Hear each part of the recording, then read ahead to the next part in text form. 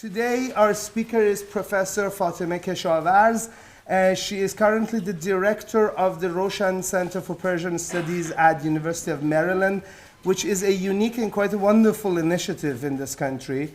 And I have personally had the pleasure of meeting some of the products of the center, and I have to say that I'm quite impressed by the quality of the language instruction there. There's some information about the program and the summer classes particularly, which is outside, and I suppose you could talk afterwards to Professor Keshavarz and the Associate Director, Miss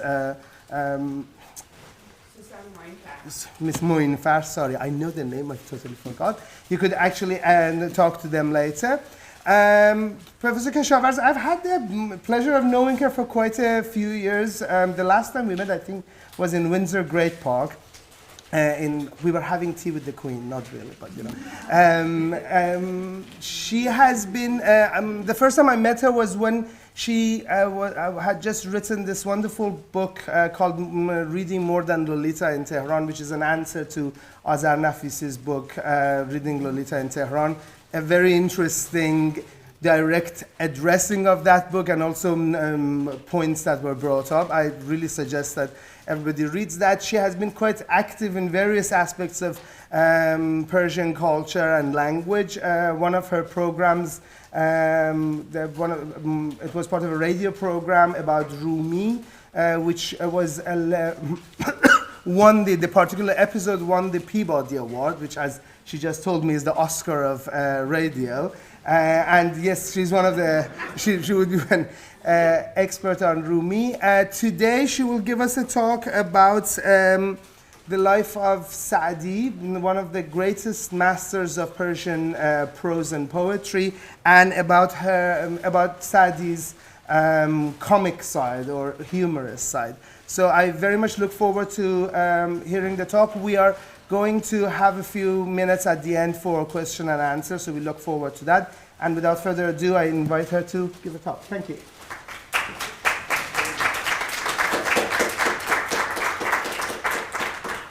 Thank you, Khodadad. Thank you, everybody, for being here.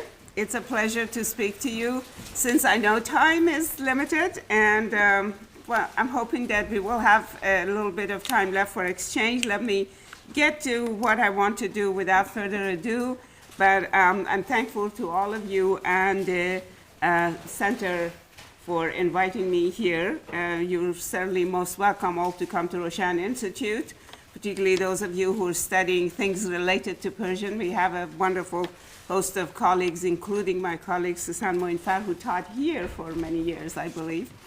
And it ranges beyond language and literature, so we do have expertise in areas of history and culture and comparative literature and women's studies that are spread throughout the University of Maryland. So do feel free to connect with us.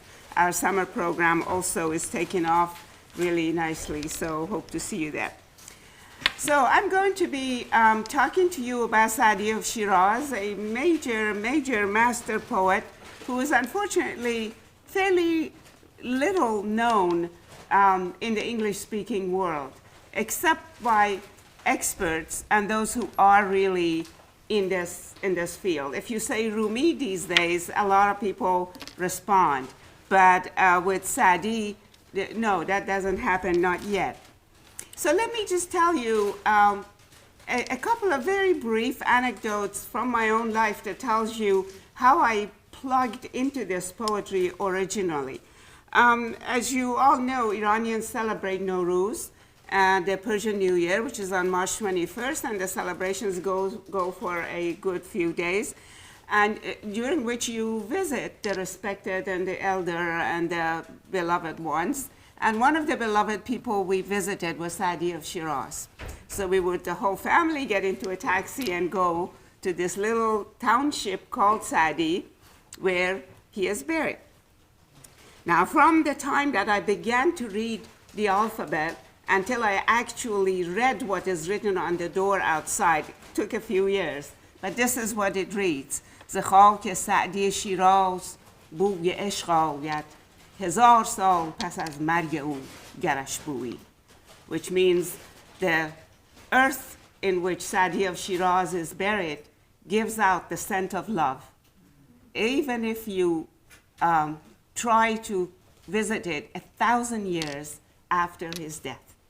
Now, when we went into the courtyard, there was a beautiful building where he is buried, and we would go to the mausoleum, and my parents would have some, prayerful moments and say words of prayers. And then we would move to the left of the courtyard and go down where there was a stream of underground water running, which had been running for years. And it had so many silvery fish in it that you could barely see the water. We would just get breadcrumbs and give to the fish. And it was known as Hozamahi, the fish pond. So we stayed there, and there was that cool air of the underground watching the fish. Then we would come out, go to the right outside the building, and would have what is known as Bastani Sadi, Sadi ice cream. And that, to this day, is one of the best known ice creams ever made in the country and has a great reputation. So if our stars align and you're visiting Iran, which I hope will be the case, and you go to Shiraz, make sure you have Sadi ice cream. Now, I think that for years after that, when I think about how I fell in love with Sadi, and ask myself, what was it in that young age that enabled me to be so hooked up? I think somewhere between those moments of peace in his mausoleum and the silvery fish and the ice cream, I knew what he meant by the scent of love. They all just came together and gave you a sense of well-being that God knows how much our globe right now needs. A sense that we can actually live with each other without tearing each other apart and without being harmful to each other, whether it's verbal or in any other way. My family had a great role in this, and so I think it is tremendously important that voices like the voice of Sadi of Shiraz stay in our education and stay in our households. Now, I remember when I was 5 or 6, if I had done something really terrible, and my mother was very, very upset, she would shake her fingers and say, "Tarbiyat naah ra chun girdakan bar gum bedast," which literally means trying to discipline a rascal is like trying to balance a walnut on top of a dome. Of course, you can't do it, but as the walnut rolls down, there is really laughter in this. You always knew that no matter how serious she looked, she wasn't really angry. She wasn't going to do anything terrible.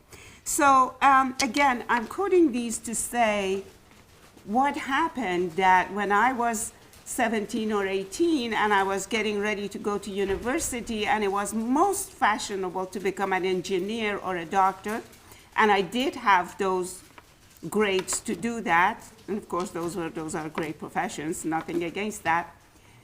I wanted to study poetry, and my father turned around to me and said, "Do you want to be an unhappy engineer or a really happy and fulfilled scholar of poetry?" And I said the second one. So that's where I am right now. And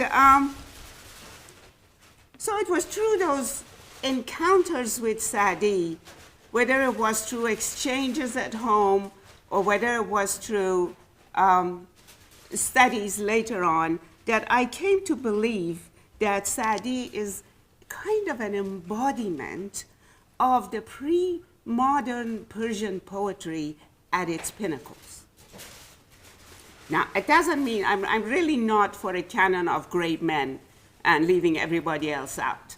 I think that there are ways of looking at the wide landscape of Persian poetry, and we're going to see tremendous voices, including voices of women, such as Mahasti of Ganja. But somehow, in the work that Sadi did in the 13th century, something reached a pinnacle, which was a combination of many things, and that is what I am going to be focusing on today.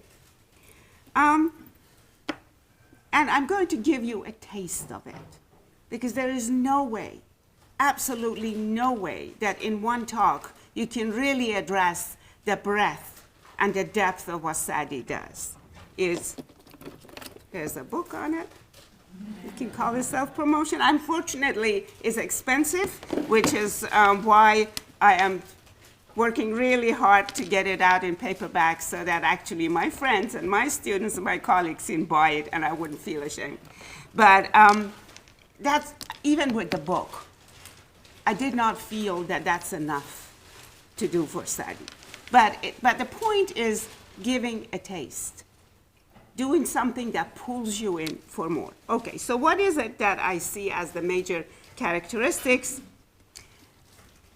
First of all, it's pure and strong sensuality.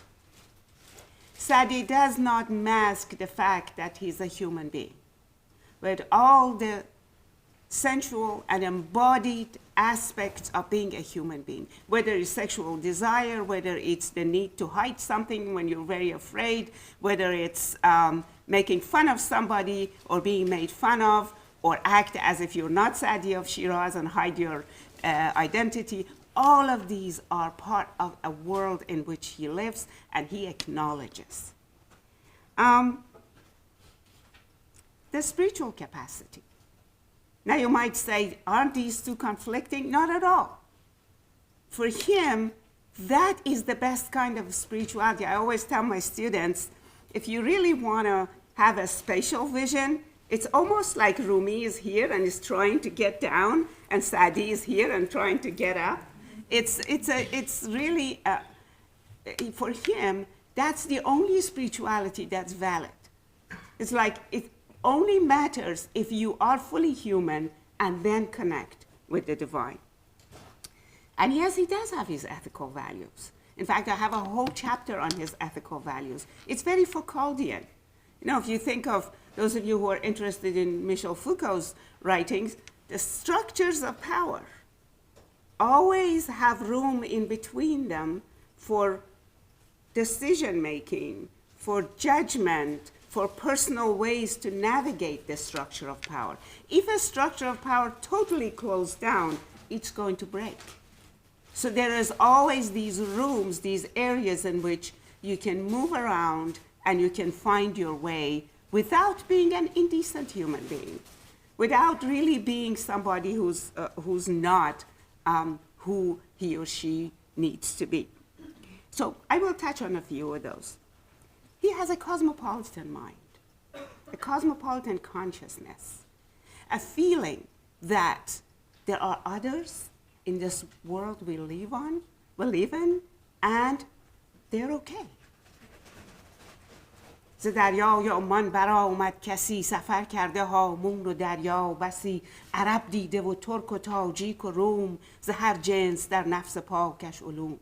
So this man came from the Sea of Oman, and he had traveled the world and the sea. He had met Arabs and Turks and Tajiks and Greeks and had learned from all of them. So in other words, they are not barbarians. They are not those who you despise. They're people you learn from. Now, this is not to say that Sadi has no prejudices or he comes from this glorified, absolutely angelic world. He's, after all, the child of his time.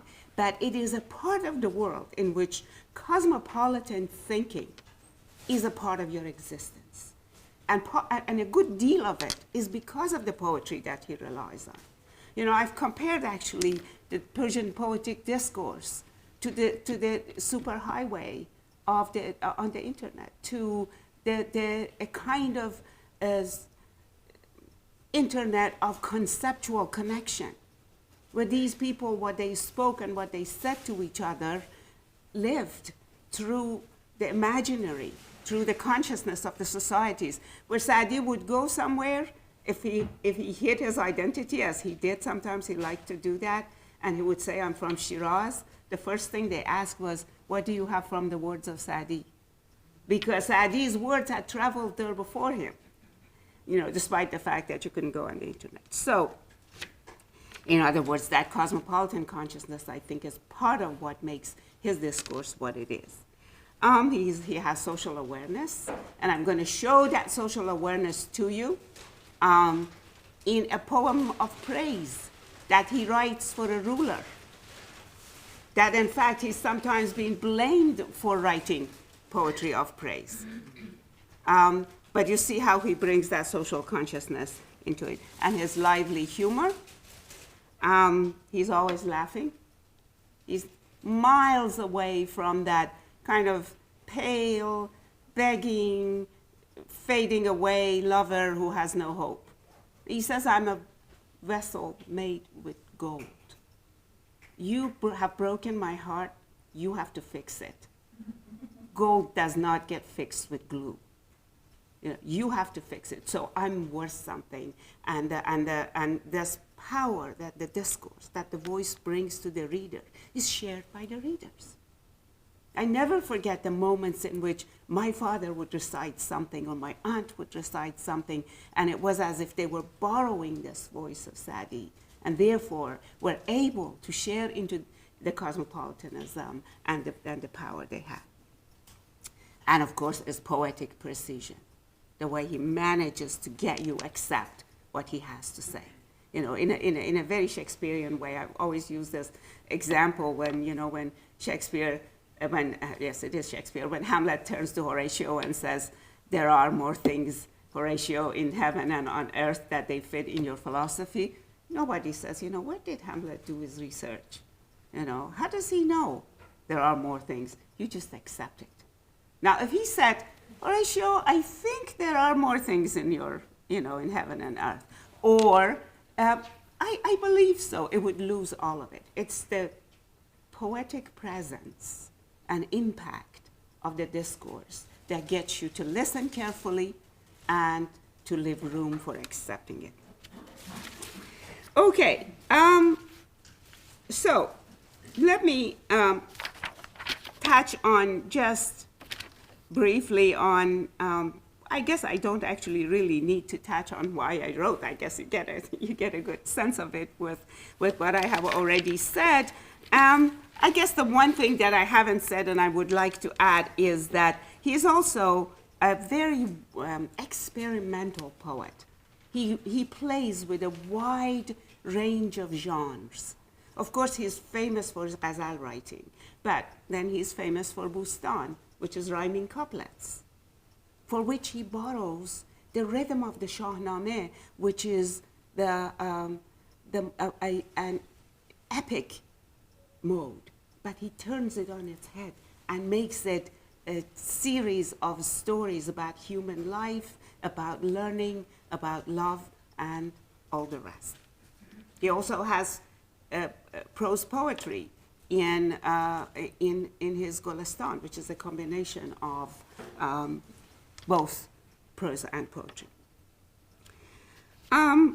Well, he was born in 1210, since we are talking about his life, just pinning him down somewhere, and probably died around 1291. That date is not set in stone. We are not 100% sure. There are all kinds of stories about him. Of course, this is not uncommon. It's a universal thing. When you love somebody, you talk about them so much, you create things about them. There are, I think, 14 trips to Mecca attributed to him, pilgrimages. I don't know, did he really go to Mecca 14 times? Probably not, but he did a number of times. And his journeys, he,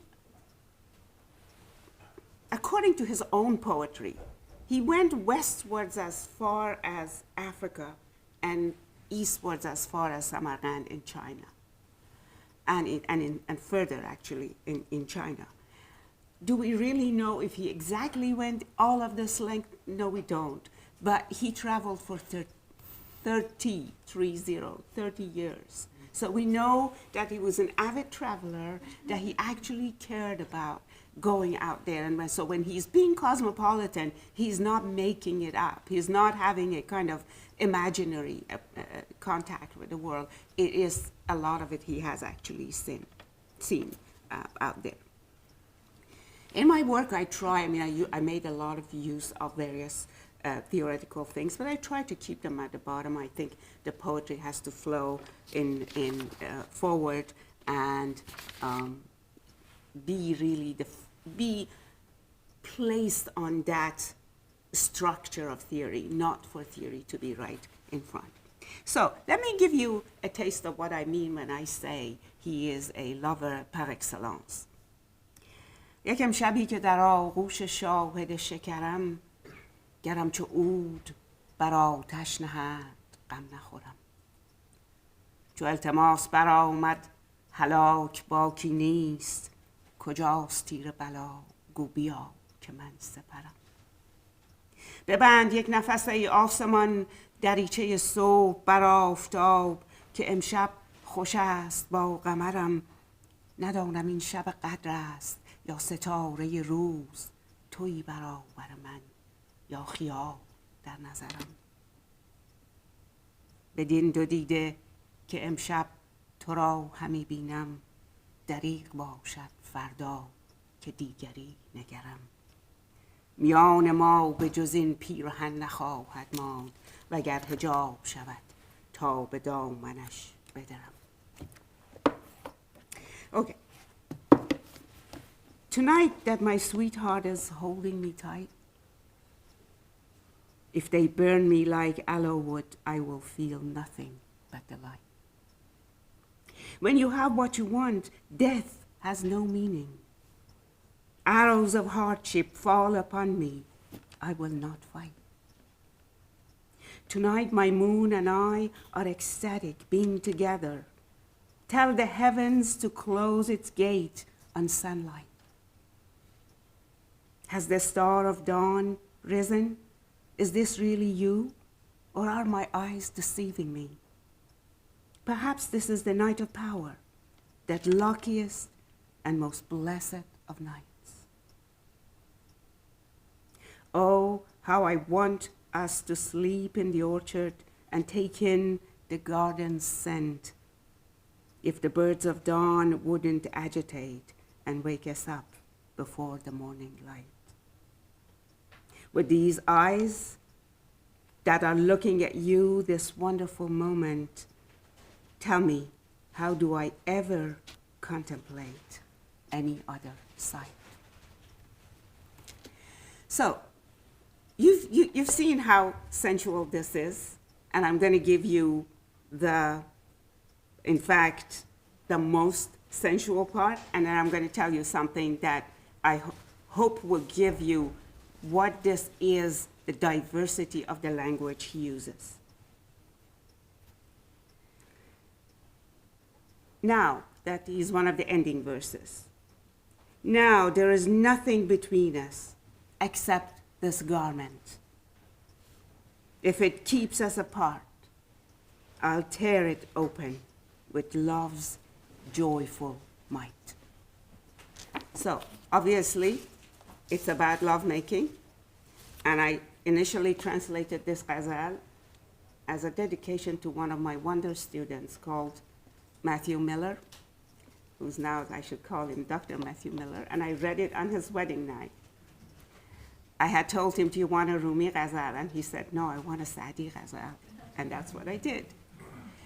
But this last line, there's only this garment between us, and if it keeps us apart, I'm going to tear it open, was my father's request to be written on his tombstone.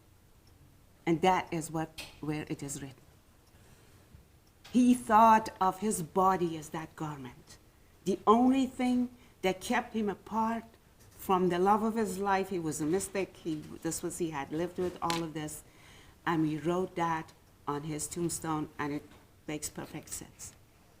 In other words, you're dealing here with a poetry of somebody who is able to travel in the various human range of experiences, and the ones that we desperately need to be thinking and talking about right now. Okay, I'm going to travel to India, and there's something about Sadi and the city of Somnath, which I'm going to tell you about, because it tells you something else about his ethics and the way he connects with a very prominent ruler, Abu Bakr Sa'd ibn Zangi, from whom he gets his title Sadi. So there's a story in the Bustan in which Sadi is gone to Somnath, and he goes there, he sees that there are these groups of people who are worshiping an idol, and he goes there, everybody rushes there. Of course, you know, a lot of the story, I'm sure, is totally made up. The idol raises his hand, and everybody goes, wow, you know, this idol is performing a miracle. And then Sadi goes all detective and goes behind the scene one day and discovers that there is a monk hiding there, pulling the arms of this statue up. And at this point, they discover he's there. They all run there to arrest him. He gets into a fight. And then he's in the fight, one of the priests is killed. Then he's afraid of being arrested. He throws the body into a well. And then he runs out and he arrives in India, which means he doesn't actually know that Somnath is in India at that point. But anyway, this story has been the topic of discussion by academics forever. Is it ethical? Was it Sadi himself who did that? Did he actually kill somebody? You know, and I think it is such a misreading of this story, and I'm going to tell you what is left out, and of course, hope you agree with me, but you could disagree. So, when all of this story ends, now Sadi has arrived in the court of Abu Bakr Sa'd ibn Zangi, this great ruler, and actually the story hasn't ended, because he tells the ruler at this point, and every time I raise my arms in worship, calling on that knower of all secrets, I know it is not my personal strength that has animated me to take this action. Lovers do not take matters in their own hands. There is a string that is pulled from a world unseen. All right, so we get to a second level of interpretation. You can say it's easy to read this story as a standard Sufi allegory, which is no doubt one of its intended functions. He intended for this to be one of the interpretations. A lover's every move is a reflection of the beloved's will. In that respect, humanity is a soulless idol, except when animated with divine love. It could even be read more simply as a testimony to Sadi's acknowledgement of the power of the fate. We are all predestined to live, to be animated by this force. This could be a partial message of the story as well. In fact, it corresponds to the Quranic verse, وَنَفَخْتُ فِيهِ مِنْ رُوحِي, in which God says, I breathed in humanity of my own spirit when I created Adam. So it could go be the end there. But those are easy and relatively unimaginative readings of the anecdote. The ending lines in the Somnath story are a clear rebuff to the tendency to fall for such an easy solution. A more humorous and provocative reading, in line with the grotesque storyline, is possible. Such a reading would suggest that we should not have looked up to the Sadi of the story, whether it represents him or not, as our teacher and guide fully and uncritically. The same goes for his opponents, the idol worshippers who cheated themselves to convince others. Neither side's religious creeds, recorded in detail and followed to the point of killing each other, have been helping us make sense of the dilemma of our lives.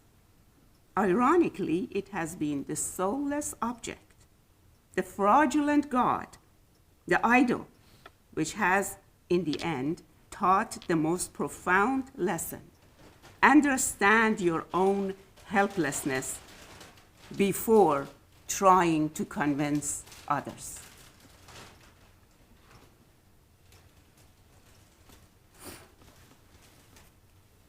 sorry, I lost my line. Neither side's okay, I read that before trying to convince others. We have read this story and we have not asked ourselves, what is this massive, helpless object in the center of this narrative that we have been dealing with? And at the same time, we are expected not to see it there, because if we did, the excitement in the story would have totally disappeared by the time we get to the end. So, in other words, what I am trying to do with this particular reading is to say that taking these anecdotes as a historical repository of facts about the personality of Sadi or even the people around him is the wrong way to look at it.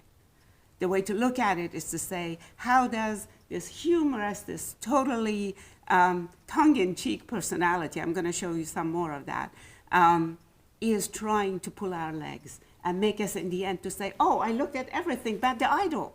I have to go back and see that. That was really the purpose of the story, for me to see how knowing your own limits make a lot of difference. Now, let's, before getting to the very end part of what I'm going to do, let me address the issue of also panegyric writings of Sadi, because they've had a great impact on the way his work was received, particularly in the 20th century and particularly in Iran. People have been so ashamed of that. You know, this great poet, he wrote panegyrics, and after the revolution, somebody wrote a book called Dagh Nang bar Chehre Adab Farsi. I was like the seal of shame on the face of Persian poetry. And they were addressing, of course, they were trying to be careful not to say too much about Sadi, but you know, it was very uncritically looking at what these poems that we see as mad are actually doing. Now, I'm going to pick one particular thing because it's easy to fit it into what I'm doing here, and that's a famous قصیده that he wrote in praise of انکیانو. بس بگردید و بگردد روزگار، دل به دنیا در نبندد هوشیار. نام نیکوگر بماند زادمی، به که از او ماند سرای زرنگار. Those of us who've gone to school in Iran have written that line for our calligraphy class, actually, time and again. Much has the world turned, and turn it will. The wise do not get attached to that which does not keep still. Do whatever you can, where you are able to, when you are able to. ای که دستت میرسد کاری بکن، پیش از آن کس تو نیاید هیچگاه. Do whatever you can when you're able to, before old age takes the strength from you. So now he's addressing this king, okay? He's starting to talk to Amir Ankianu, the Mughal ruler of the region. And then he goes one step further, that in the old fables and books of kings, there are tales of Rostam, immortal Esfandiar, and such things is for the rulers and the owners of wealth. For the rulers and the owners of the wealth to understand that the world was before them in other people's hands. Those are all gone, but blinded by greed, we do not seem to learn a lesson or take heed. So it's still a panegyric poem, okay? And then he gets into, you know, the nitty-gritty of human experience, just in case the ruler is not too philosophical, okay? I am talking to you who were an oblivious cell, then grew into a suckling babe, and who could tell that in no time you would be grown and all ready to greet life as a cypress-figured beauty. More time passed, you made yourself a name, as brave on the battlefield as in any hunting game. Whatever you saw did not stay still. Do not think that it now or ever will. So this is still a very intimate, interesting, and moving conversation. It gets more gross. Sooner or later, this form of yours, so beauteous and fair, will be dust, and even that scattered in the air. Surely the gardener will pick the flowers all, and those which he does not pick perish and fall. So there's now no doubt about the fact that the ruler has to actually see what is in front of him. And then that's what really makes his poetry effective, is that he inserts in there himself as in his own voice. He says that other people come to rulers with sweet meat and other gifts. I give you my words that are jewels for you to keep. And then do this for me if you're listening to me and if you value the treasures of my voice. So before the passage of time and the turning of the wheel takes the reins from your hands and you lose the deal, sow your seeds for the harvest. Do not idly sit. If you want a treasure, get working on it. Since God has given you greatness and power, do not look down at the poor from your ivory tower. Since the heavens have given you the upper hand, to those who are under you, be gentle and kind. So we still have not got to the point where he is giving any praise. We're still told that you have a strong body, you have power. In fact, he returns back to himself. Sadi, say whatever you know without hesitation. The truth must not be told except in the open. The one who is not held back by fear or greed speaks in the face of the enemy without heed. And then he gets to the praise. And what is the praise? I pray for the nascent fortune of our great king to be on the rise and long-lasting, our just monarch, our illustrious Amir, the noble Enkianu, the ruler without peer. Others bring you, our sovereign, gifts of sweet meat. I pour the jewels of my words at his feet. People usually praise and panegyrize the ruler. I offer him my simple words of prayer. O Lord, please steer him towards kindness and make his life long and prosperous. May forever your wishes be fulfilled and your enemy vanquished in your battlefield. So, if this is a praise of a king, I think that that is a very important tool to have actually been kept to this day. If anybody today would do this in similar situations where you would actually go, I don't want to name any particular rulers, but to them and actually tell them these things. So in other words, you need to really be aware of the what I would call the micro level of poetry, what works on the ground with the details. Let me give you a couple of funny anecdotes because I don't want to close this without really laughing with Sadi, which I think he's really good at. And this is from his Golestan, the prose poetry, and is on the page 82, which is here. Okay. What's happened here, we don't know if this is Sadi or not, but he's talking about I, so we could imagine. So the story recounts the memory of an early morning conversation between the narrator, perhaps Sadi himself, or maybe not, and his father.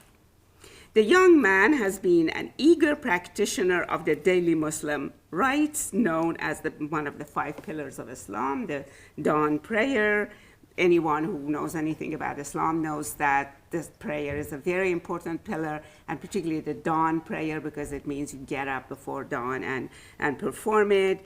And To his childlike eyes and to that of many grown Muslims, this would be really a praiseworthy effort. Note in that he gets up to do his prayer, he's been meditating, noticing some members of the household sleeping not very far from them, and convinced that his good performance has earned him a measure of authority to judge others, this young man turns to his father and observes, "None of these folks rise to offer a humble morning prayer to the Lord. So deep are they in their heedless slumber that they might as well be dead." Father does not miss a beat. If you have risen to spy on others, judging by what you just said, you too, my dear son, would be much better off in bed. And really, Golistan is full of these moments, and when you read it, because it really addresses very disworldly things. It's, another one is it's on page 84 here. Or let me just skip that one and go to 88 because I don't want to keep you. I'm hoping that we can open up and you guys will have a little moment to say things or suggest things or ask things if you like. Now, in the 7th chapter of the Rose Garden, the son of a rich man is visiting the family burial place, boasts to a needy orphan friend who's sitting there, comparing his father's elaborate tombstone to that of the poor friend's father. "And like your father's tomb," he brags, "my father's is decorated with beautiful calligraphy written on hefty pieces of marble inlaid with turquoise." "How interesting," observes the poor boy. "Before your dad moves beneath the weight, mine will have reached paradise."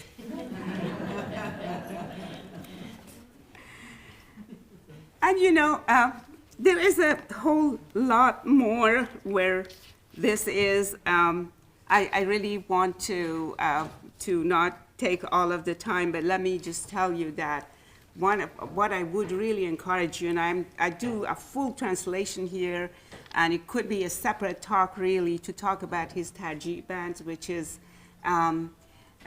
a series of short ghazals that are separated from one another by a line, and that line, and that's where I see Sadi, the comedian, the jester. He gets into these ghazals and makes up stories, plays with words, plays with images, and then he goes back to the refrain.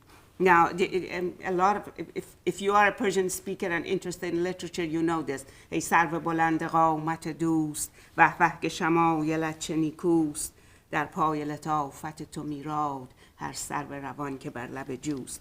So it's really about the beauty, how beauteous you are, and may every cypress tree be a sacrifice to the beauty of your figure. And then he gets back to the refrain, بنشینم و صبر پیش گیرم دنباله کار خویش گیرم.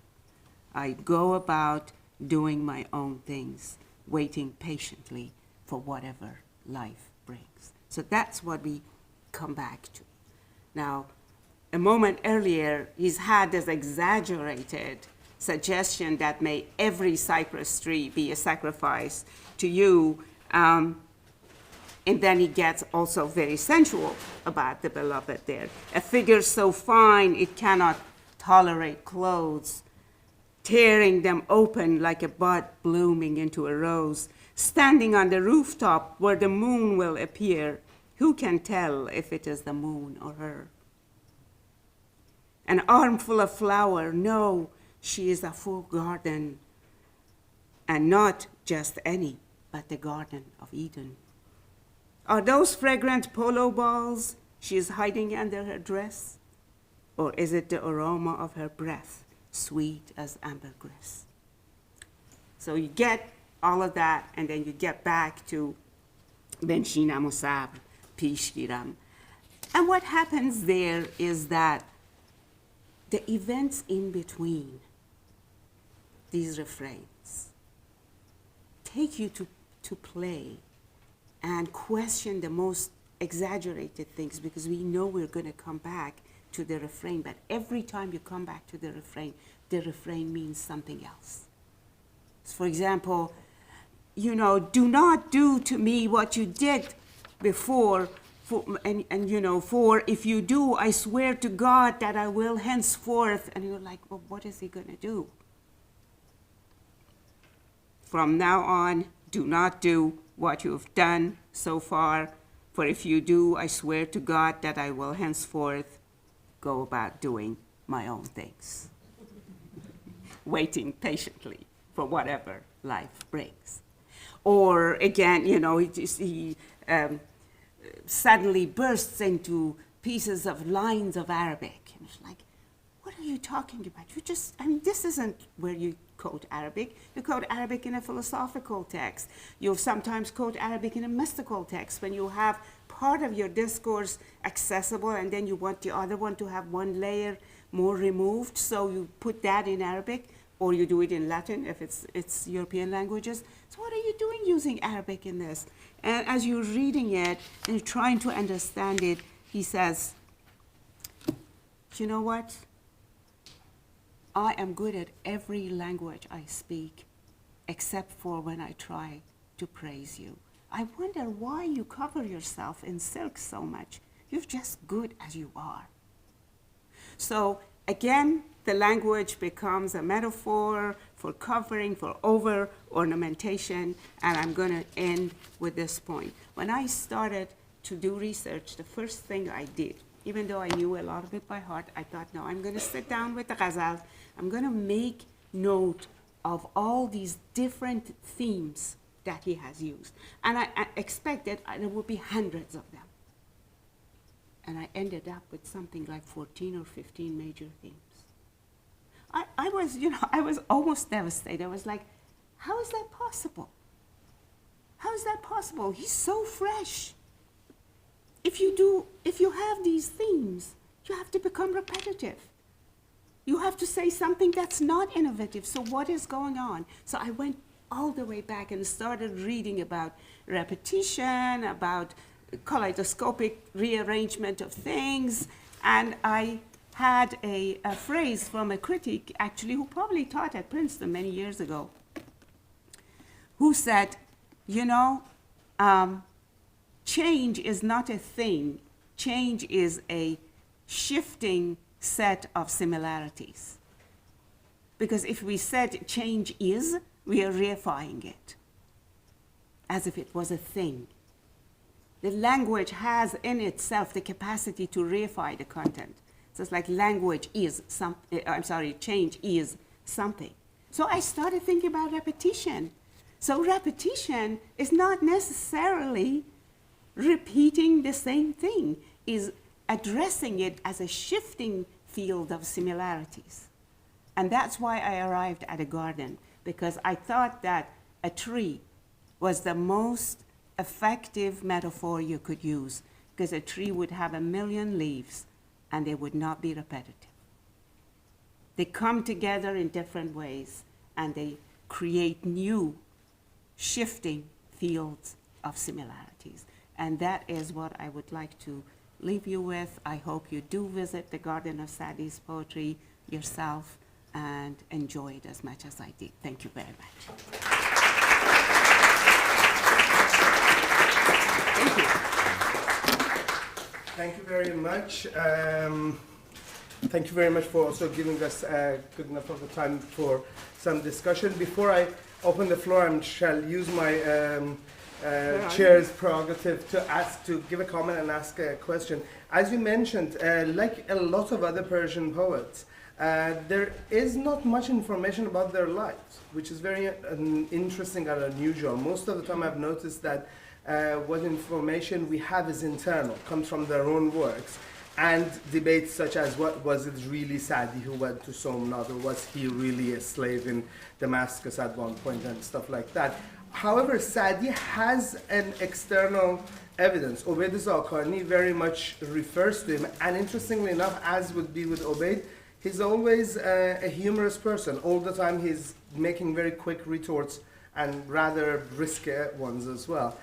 So I wondered if it's anything particular to the time that Sadi is doing this, or Sadi's particular status that requires something like this? No, actually, this is a good point, and I think that individual poets are obviously different because you have to historicize them, put them in their specific context of time and place. In his case, actually, some exaggerated things are not known, like the event in Somnath or his trips to Mecca.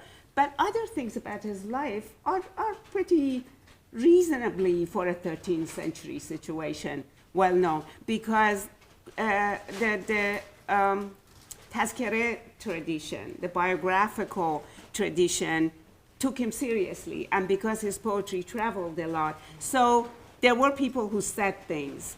They're not necessarily all professional biographers. They all, if we put it in the context of what we have now in terms of what we try to do, in terms of to, unearth information, it isn't really comparable. But compared to basically the world of the medieval times, he's relatively more possible to be rebuilt. We know about the Shiraz of the time. We know about Azad-ud-Dawla and all of that, the things happening there. We know about the various rulers. And, writing autobiography was not something that medieval and Middle Eastern actually figures took to heart. They just, for some reason, even if they wrote, for example, when you have the travel accounts of Nasser Khosrow, it's more about other people than it's about he himself. But I wouldn't identify that as something that's particularly Persian or Middle Eastern. It's a time when literacy is much lower, paper is expensive, and genres are defined differently. It's only now that we are saying, maybe all the Tazkiras are not repositories of facts. Maybe, as you say, we should read them back into some of the poems that they wrote. So what I would say, like in the case of Iraqi, there's a whole boy follows to India, and now we guess that may have been written about him because of one of the ghazals he has. So what it does for us is that when we do biographical work, we have just a lot to sort out and take out what is glorification of this poet, what is paying respect, what is biographical, what is imaginary.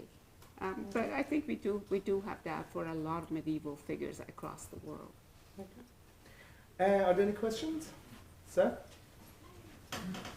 One of the amazing things about Sadi and poetry and poets like him is their ability to address the here and now, as if they were just talking to us. And I think the one poem where he says, "Khane ast payibast viran ast, khawaje dar band naqsh ivan ast." The house is ruined from foundation. The academician is entangled. Oh, it's the owner of the house. The owner of the house is looking at decorations on the walls. Yes, yes, it is. Yeah, I think that you're right. I think part of what is about this kind of poetry, that's true of Rumi too, and of many others in other traditions, by the way. I don't think that we have by any means the ownership of all these poetic geniuses as some perspectives might assume. That their genius is in that they touch something that is so particular to their times that it makes sense to their own readers, and it is so universal that it could travel beyond their own readers. And that combination of the particular and the general that enables them to speak to a time past their own time. Now, what this means is that we will, every generation will take that poetry and read it in their own way. And actually, Rumi says, I can't talk and not refer to Rumi. So Rumi says, if you don't understand what I just said, come back to it next year. And I think that's a brilliant literary critical comment, that we talk about reader reception and what the reader brings to the with your own experience and your own knowledge you bring to understanding. We think of that as, Derrida and, Foucault and others. And he's actually saying that. He says, maybe this year you don't understand this because you don't know enough, or maybe you know too much, or maybe you're too preoccupied with something. Give it another chance. Come back another time when you are a different you. Because that was also very important. Some of these foundational concepts, like the mystical literature had the concept of khalq mujaddad, the constant recreation of the world. According to that, you're never the same person. You should not be the same person, because you're constantly processing new information, meeting new people, going to new places. And so believing in that firmly meant that next year you could be taking something else out of this. So don't be disappointed if you don't want it. We will have you on next year as well then. Thank you. Ma'am? Yes, I think that the Sadi also had some vision for the future that we in the 13th century we couldn't recognize it, is that the poetry that it is illustrated at the United Nations. Oh, yes. And بنی آدم آنجای پیکرن که در آفرینش ز یک گوهر. چه عضوی بوده در داور روزگار دیگر عضوها را نماند قرار. This is actually, if they look at this poetry, they realize how he was thinking that we are all the same, Yes. coming from the same root. The same humanity, yeah. Yes, that is amazing. Yeah, actually, I have sometimes been told, I cannot believe you gave an hour of talk about Sadi and did not quote that line. So, but there is a little bit of an intention of the deliberateness, because it has been quoted very often, and I do believe that, open-minded as he was, we have to accept his limits as a person of his time, as we accept our own limits. So I'm a little bit wary of overly presenting him as, after all, he has also things like زن خوب فرمانبر پارسا کند مرد درویش را پادشاه. So if you are a good woman and you make your husband the king of the world. So there are all these limits that we have to accept. After all, they're human beings. But he definitely is part of his cosmopolitanism, is that he acknowledges other people and our connection with other people. Ma'am and sir? Yes, thank you for this presentation. It's wonderful, and I hope the book becomes cheap enough for all of us to buy. One question.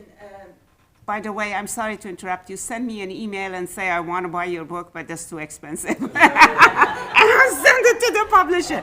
I'm really mad at them. I don't think any book should be that expensive, but anyway. Yes.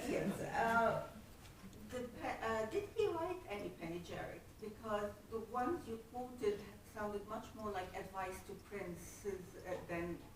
Did he... He does, but it's always in a much bigger context. Okay.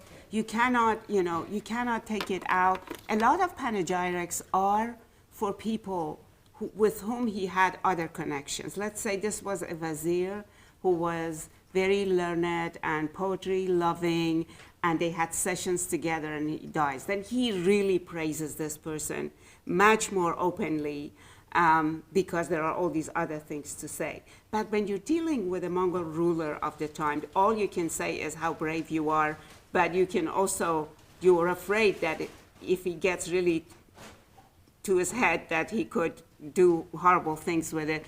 So there are praisings that are a little more than this, but they're always in context. And I picked this one because it's so famous, and people have referred to it and blamed him for it. So, just make the question very short. How would you compare Hafiz with Sadi? he's my next project. The greatest Sadi. He's my next project, actually. Well, I call Hafiz the Skywalker. He really is up there. And that was why I didn't really try to get to him for a while. But then I'm thinking of the kind of the emotional geography that he builds is also very interconnected down here. Like, دوش دیدم که ملائک در میخانه زدن. I saw angels last night knocking on the wine house, and they took the clay of Adam and mixed it with wine and so on. So I would like to work on how he connects these different spaces, these geographical but emotional spaces. He is much more inward looking. He never travels. There are stories that he once tried and before getting on the boat changed his mind. I don't know if it's true or not. But he is a lot more in terms of temperament, tuned to moments of separation and sadness.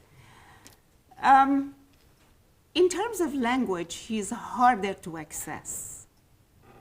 You know, you see a line and you find 3 or 4 different highly complex concepts, and they connect with each other in Persian.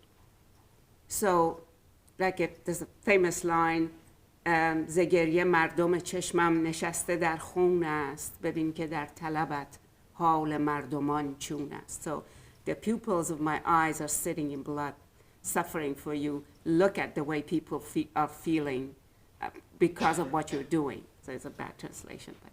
So you find these mardom and mardom pupils and people and all of that, and you think of that and you think, God, I can never translate this. But that's wrong. That's the wrong way of thinking about it. Translation, in my opinion, should be, at least this year, that's what I'm thinking. I think you should take it in, make it yours, and write it back again. If you sit down and think, how am I going to do this concept? How am I going to connect it with this concept? It's not going to work. It's going to be something that people are going to not make any sense out of. So with that approach, I'm going to be brave and approach Hafiz. And I'm really, he's again another one who's very well known, and some translations have been done that are really, at least not for me, the best kind of approaches to Hafiz. Ma'am? Yes, I wondered to what extent the humanity that he saw and wrote about, and you said he was very well known in his time, how did that influence the society that he lived in? Did it in any way create, was that a very important time in terms of humanism, or in terms of people accepting each other and the differences in each other, the way it does not perhaps in other centuries and other places? Yeah. Well, this is really $1 million question, and it has to be a talk on it. So I'll try, I'll do my best. First of all, I think he's a pinnacle. A lot of others have built this. So he's by no means the only voice. There are those who are not on the same wavelength, of course, but this is where the discourse is going with him. So I wouldn't say that this century, and continues to evolve into Hafiz, and Rumi is a contemporary of him. So all of this is happening. In fact, you might want to ask, is there anything about that century and that part of the world that produces all these major figures? That could be another way to ask the question. But the answer to the very important point, how far did it penetrate the society? Quite a bit. And I tell you why. Even though there was a huge manuscript tradition and textual tradition, and people copied these things because we know from the surviving manuscripts. In India, in present-day Afghanistan, in present-day Iran, in parts of Turkey. But the oral tradition was very strong. You would recite that. You would get together and recite that. And very soon, from what we can judge, from what people quote in their own writings, know that a lot of this poetry has been known by heart, particularly the Bustan and the Golistan. I think they're really the two summits of the ethical tradition of the time. So how far would people reach out to the humanist dimensions of it would be a question you have to historicize about the place in which the poetry is read. I'm sure if you're reading it in a highly affluent, comfortable society, your mind is not going to go to the poor and the needy as much as it will in other places. But having said that, generally speaking, I would doubt that there are any other two texts that have penetrated the education system and the general social imaginary and the popular imaginary of a society as much as Bustan and Gulistan have done with the Persian speakers. Again, you have to trust me like Hamlet told Horatio. But I'm praising myself, sorry. But I think that it would be fair to say that it's among the highest, most influential. And with that note, if we might, because we really have to leave the room in a minute or two, I would like to thank you again. Thank you very much for coming. Thanks for the talk. Thank you. Hopefully we'll see you more soon.